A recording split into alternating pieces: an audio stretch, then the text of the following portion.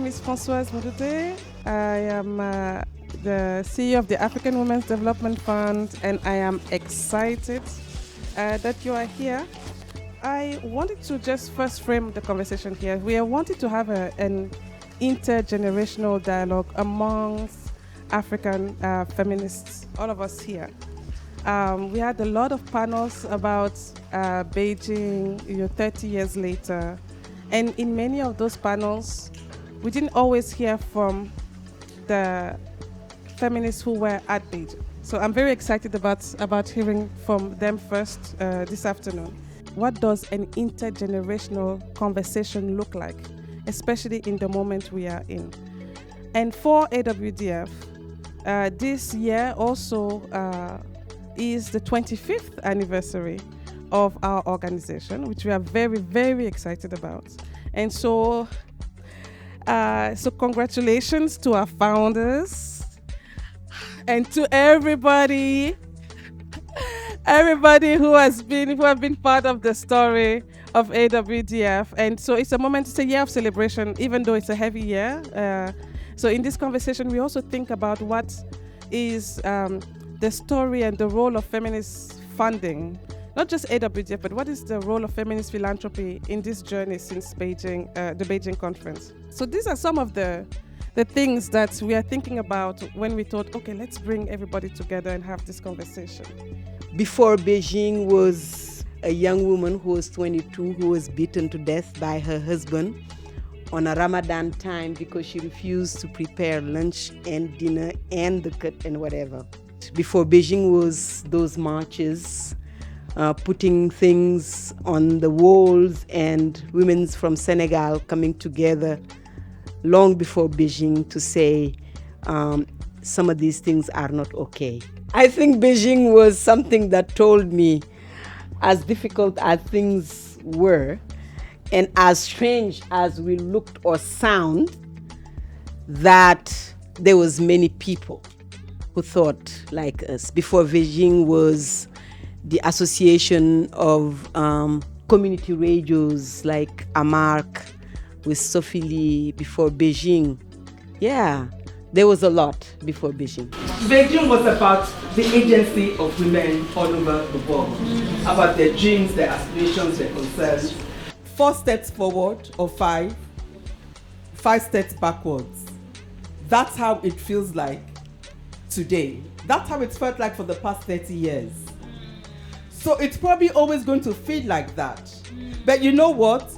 Giving up for me on that day. And I was there at reception from 10 a.m. to 4 p.m. The sisters I was checking in all left me behind. I went to their rooms because after they had got the gist, they then forced me. We didn't have any debit cards or credit cards for the organizations then. So I had to write my full name, my passport number, and home address on the back of every single traveler's check. Thousands and thousands of dollars that I was using to check in the huge group. Giving up, therefore, was not an option. So giving up for women of the world is definitely not an option. You said something about the last 30 years feeling like few steps forward, many steps back.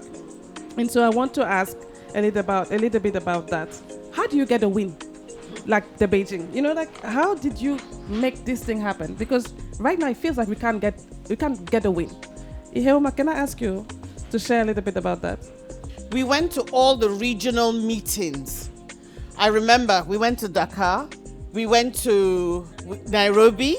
There were a number of meetings where we had to go, and we insisted that our priorities had to be taken on board.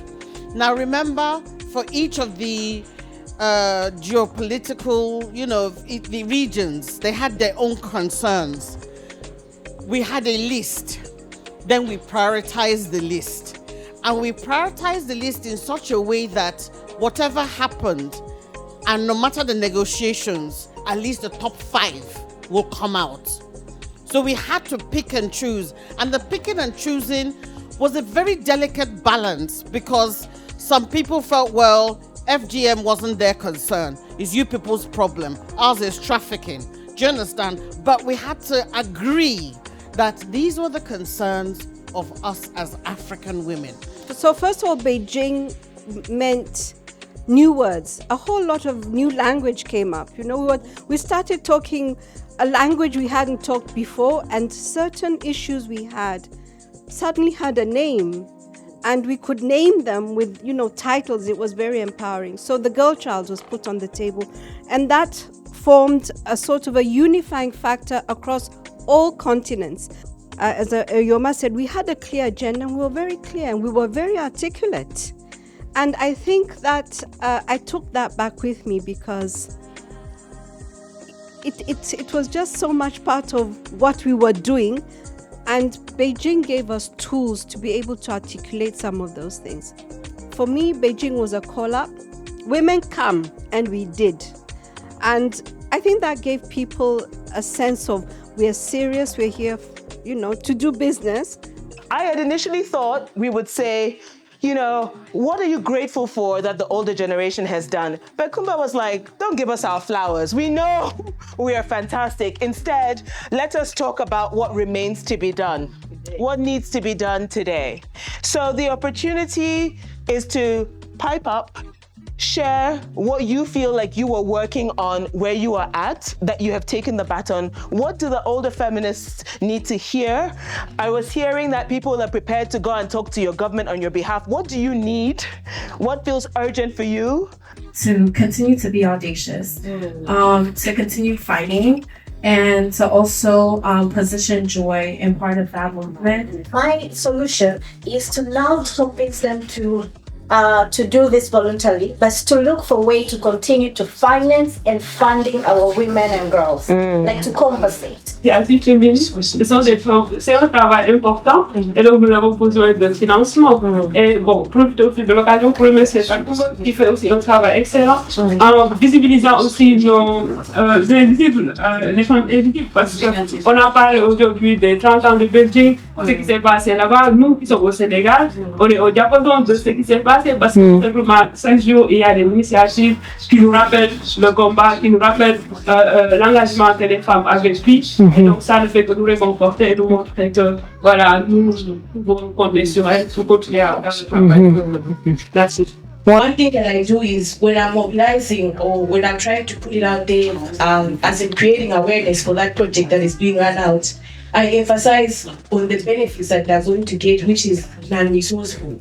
Because sometimes you don't always have to receive a pen for you to go and attend to some organization, to some function. The only thing that came to my mind that I thought to share with the young feminists in this room is what is in your hands. Or what is in your head.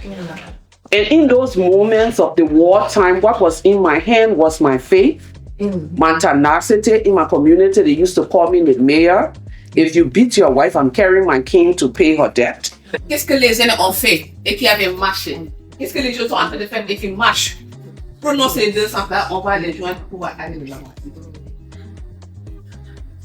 Le combat pour les droits des femmes, c'est pas de business non plus. Une question d'engagement, une question de passion. Il faut y croire pour pouvoir aller de l'avant. Je me rappelle, avec FG, avec AWDF, il n'y avait pas beaucoup d'organisations de femmes. Mais aujourd'hui, on en compte combien?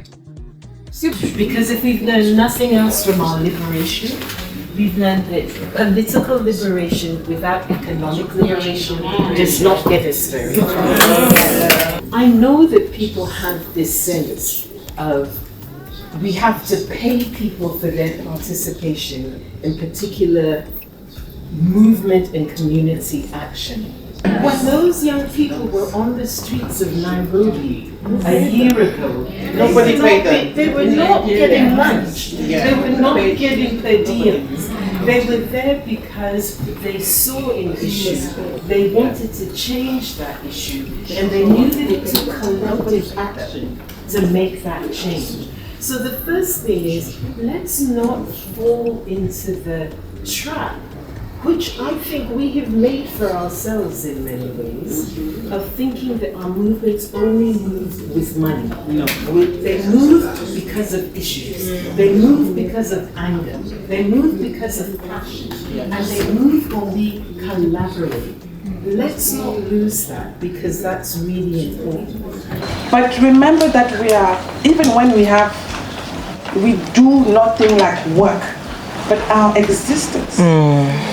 You know, our existence is political, and we don't need per diems to do that. So if we can do just the minimum of being, embodying what we believe in. I think that too has an impact. And so don't forget that. Don't diminish things because it's not in an NGO or it's not, you know, your being, the way you say no, what you say yes to. We talked about rest. We talked about a lot of things. That too is political. That too has a lot of influence.